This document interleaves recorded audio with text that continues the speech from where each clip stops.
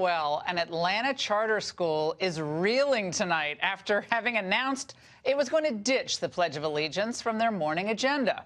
According to the Atlanta Neighborhood Charter School, it made its decision due to the more and more students and staff choosing not to recite or stand during the pledge in recent years.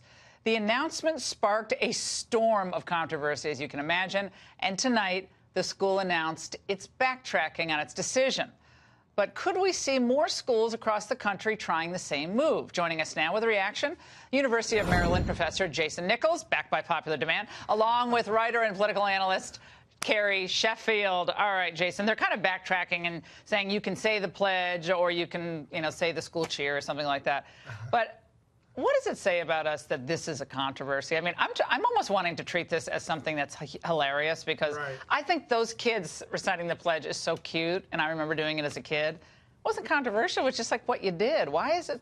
Why are we here? I think it's controversial because they want to unify the kids at the beginning of the morning, and they feel that the pledge, there are many kids that opt out. I can remember when I was a kid, there were kids that were Jehovah's Witnesses, and they didn't recite the pledge, and sometimes they would go to a separate room, and they really want to build community, and they think that this is getting in the way of that. Also, of course, I have to throw my little dig in there and say that if you are, against this, and if you have a problem with this, then you probably have a problem with Betsy DeVos and the Secretary, our Secretary of Education, who is trying to move more towards charter schools who get to take public funding but make their own rules. This is a charter school. This is a charter school. Yeah. But you find saying the pledge, requiring that, your view is that that's divisive?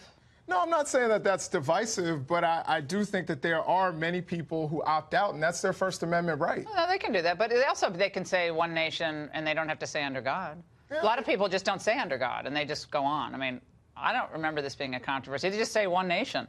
Yeah. Indivisible with liberty and justice. I mean, apparently people do still believe in liberty and justice for all, or is that also controversial? But some people just feel that it's best if they're not if we don't have, or if they're not a part of it. Okay, look, I gotta take issue. And that's their First Amendment right. Yeah. Look, I got to take issue with what you just said about charter schools because, if anything, this shows how responsive charter schools are. Because imagine if a public school sector, public union-backed teachers, when they try to make changes and there's public accountability, public outcry, nothing happens. So this is actually a case in point showing the agility of charters, and so I applaud that. And yeah, I am very pro-charter, and it upset me to see that something that was a charter school was anti-freedom, because charters to me equals freedom. So I am glad to see that they've done the right thing. But look, Laura, I think this speaks to the broader issue of trying to turn people against each other, trying to tear at our social fabric against things that represent the United States of America.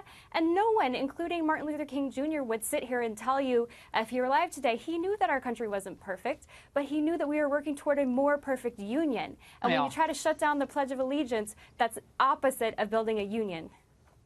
I think we should just do jumping jacks instead, like push-ups. Can we say just drop and give me 50? Wouldn't that be better? We can do, Michelle Obama's about let's move. I'm all for that, so we can do that. I'd like to do some exercise at the beginning of the day. All right, I also want to get your thoughts on this, and this is something I have teachers in my family, okay, private school and just recently retired public school. And should cell phones be allowed or banned from school classrooms? Because countries like France are putting government-mandated bans on cell phones for elementary and middle school students on their campuses, but more U.S. cities like Boise, Idaho, are doing the exact opposite and lifting cell phone bans from their students. Jason. This was a tough one for me. Come on, Professor. Do you want them to be on their phone, not listening to your great lectures?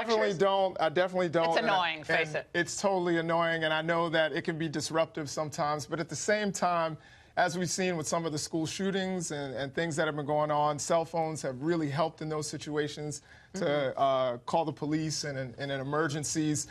So I understand why they would want to have those cell phones there, but also cell phones have also encouraged a lot of bullying and fights and things like that. Nobody, when they know How about cheating?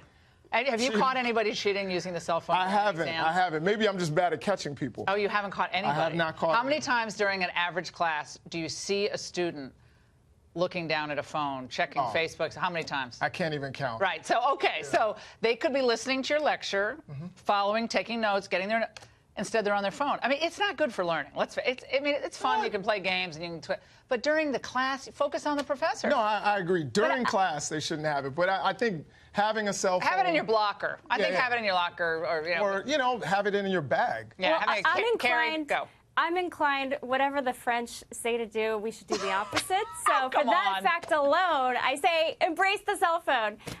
Well, and also, that's yes, ridiculous. In cases of emergency, absolutely. Yeah. And Laura, you said take notes. I actually take notes on my cell phone. So if I'm using, okay, Carrie, Carrie, you're a young woman, but do you remember or not being 14?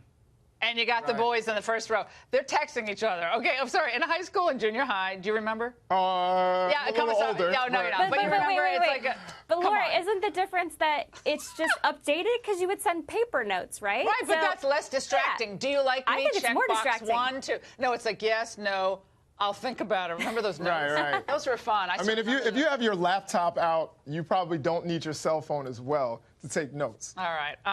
Guys, fantastic conversation. But I think it happens more than you're even admitting in your class. They're all on their phones. Oh, definitely. I know. I agree with you. So do you tell them ever to put them down? I mean, it says in the syllabus, to silence your phone, keep it in your bag. They're on their laps, though. You're making a really important point. Then they're like, we see exactly what's like in the movies. You're watching a really important, then the glow of oh no, we got to put them away. That's what I'm more worried about. I'm more worried about teachers not enforcing it. Teachers trying to be buddy-buddy with their students rather than enforcing the discipline. That's what I'm more worried about. All right. Okay, guys. Thanks so much.